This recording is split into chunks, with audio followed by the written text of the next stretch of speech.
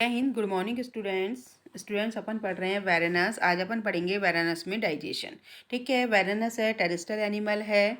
ये ट्रीज वगैरह पर से अपना फूड लेता है और ये वर्टिब्रेट्स इनवर्टिब्रेट्स को अपने फूड के रूप में लेता है। ठीक है, अब सबसे पहले देखिए इसमें कि इसका डाइजेस्टिव सिस्टम जो होता है वो alimentary canal and digestive gland से मिलकर बना हुआ होता है।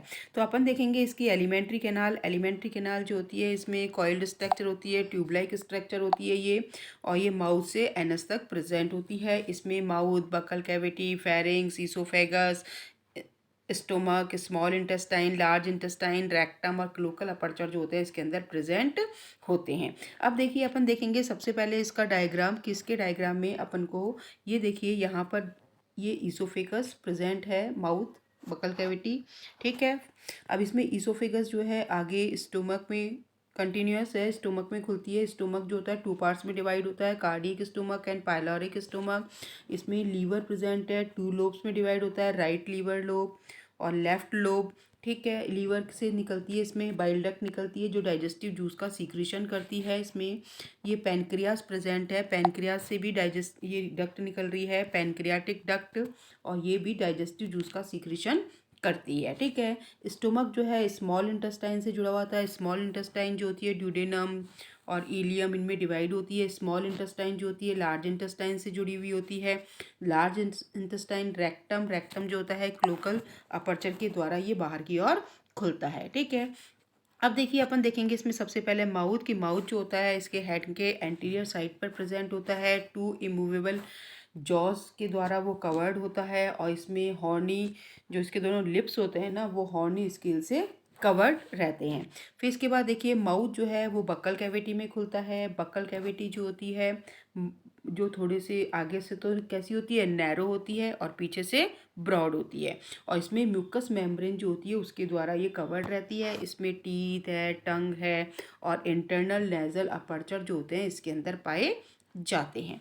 अब देखिए इसमें बकल कैविटी में सबसे पहले देखेंगे अपन इसके टीथ जो होते हैं अपर जॉस के प्रीमैक्सिली और मैक्सिली होते हैं, और नीचे के जॉस में जो होते हैं डेंटरी ऑसिकल्स जो होते हैं इनसे लगे हुए ये पाए जाते हैं। ठीक है, इसके टीथ कैसे होते हैं, एक्रोडन टाइप के होते हैं ये, और ठीक है, और इनमें कहाँ पर ये जो इसकी ऑसिकल्स होती हैं डेंटाइज ऑसिकल्स जो होती है उन पर लगे हुए पाए जाते हैं, और इसका जो ये पैलेंटाइन होता है ना तालू जिसको बोलते हैं अपन, उस पर टीथ एब्सेंट होते हैं।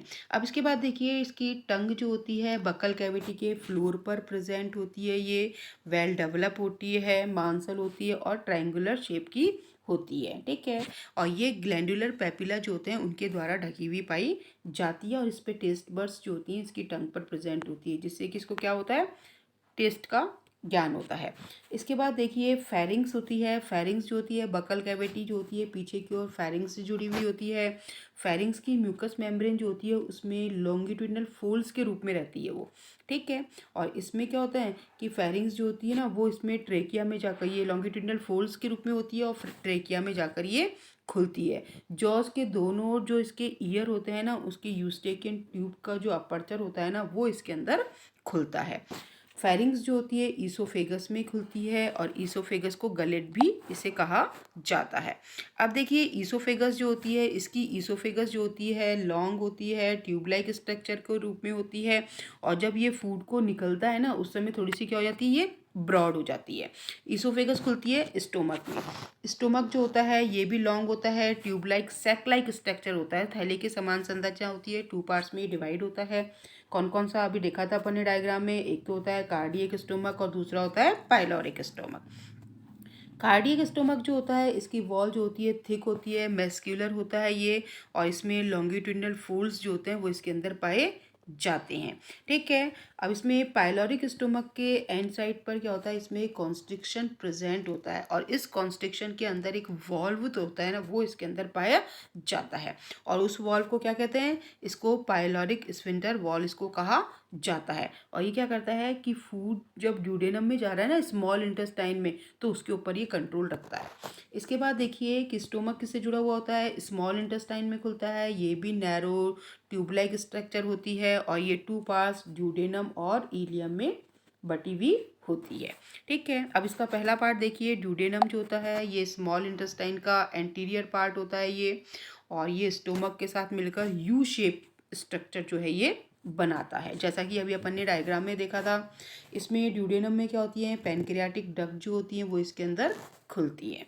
अब इसके बाद देखिए इलियम जो होता है कि ड्यूडेनम जो होता है पीछे की ओर इलियम से जुड़ा हुआ होता है, और इलियम जो होता है वो इसकी एलिमेंट्री कैनाल का सबसे लॉन्ग पार्ट बनाता है ये।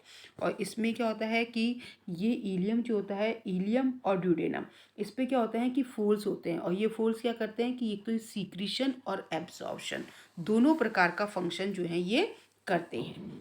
अब देखिए इसका इलियम जो होता है वो लार्ज इंटेस्टाइन में खुलता है। लार्ज इंटेस्टाइन जो होती है ये क्या बनाती है, एक है ना सीकम का फॉर्मेशन करती है। ठीक है, कि लार्ज इंटेस्टाइन जो होती है फूल कर सीकम का फॉर्मेशन करती है, और इलियम और सीकम दोनों जहाँ पर मिलते हैं ना उनमें अंदर की उसमें क्या होता है, इलियोकोलिक वॉल्व जो होता है ना वो इसके अंदर पाया जाता है। ठीक है, और इलियम का फंक्शन क्या होता है, इलियम का इसमें लार्ज इंटेस्टाइन कोलोन का फंक्शन जो होता है ना वो होता है कि ये क्या करती है, फीसिस का फॉर्मेशन करती है और वाटर का एब्जॉर्प्शन करती है।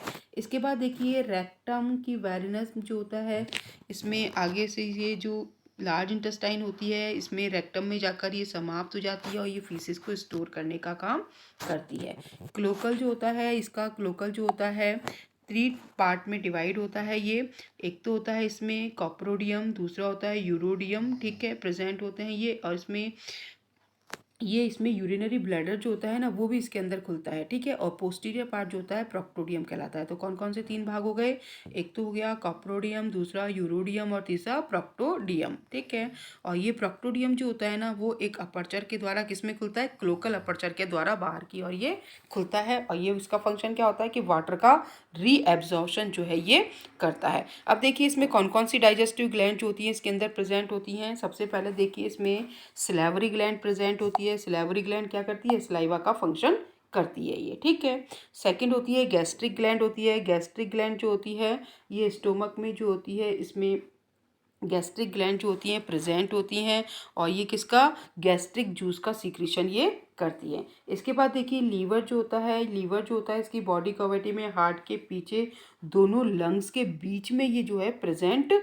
होता है। 2 लोब्स में डिवाइड होता है, right lobe and left lobe. Right lobe जो होता है थोड़ा सा लार्ज होता है, ठीक है, और लॉन्ग होता है, जबकि पोस्टीरियर साइड पर इसमें दोनों जो राइट गोनेड होता है ना वहाँ तक ये पाया जाता है। ठीक है, समझ में आ गया। अब इसके राइट और लेफ्ट दोनों भाग के जो जॉइंट होते हैं ना वहाँ पर क्या होता है कि इसमें गाल ब्लैडर जो होता है इसके अंदर पाया जाता है। अब इसकी लीवर की जो सेल्स होती है ना वो बाइल का स्वीक्रीशन करती हैं। ठीक है, और ये जो किससे, गाल ब्लैडर से जो निकल रही है डक्ट, ठीक है, वो किससे मिलकर, गाल ब्लैडर की जो डक्ट है वो इससे हेपेटिक डक्ट से मिलती है। जो बाइल डक्ट होती है ना जो लीवर से निकल रही है उसको बाइल डक्ट हेपेटिक डक्ट से वो मिलती है। ठीक है, तो दोनों जो होती है ना कंबाइंड रूप से एक कंपाउंड डक्ट का फॉर्मेशन करती है, और ये कंबाइंड डक्ट कहाँ खुलती है, ड्यूडेनम में, स्मॉल इंटेस्टाइन जो होती है ना वहाँ पर जाकर ये खुलती है। इसके बाद देखिए पैनक्रियाज जो होता है ये भी नैरो ट्यूब लाइक स्ट्रक्चर होता है। ये पाइलोरिक स्टोमक और ड्यूडेनम के जो बीच में लूप होता है ना वहाँ पर ये पाया जाता है, और से पैनक्रियाटिक डक्ट निकलती है। ठीक है, इसके बाद देखिए इंटेस्टाइनल ग्लैंड की, इसमें वेरिनस में स्मॉल इंटेस्टाइन की म्यूकस लेयर जो होती है ना वहाँ पर कई ग्लैंड जो होती है ना वो क्या करती है, इंटेस्टाइनल ग्लैंड के रूप में खुलती है और सीलोम में अपने सीक्रेशन को डालती है। तो ठीक है, ओके स्टूडेंट्स, आज के लिए अपना digestive system complete. Okay, thank you students.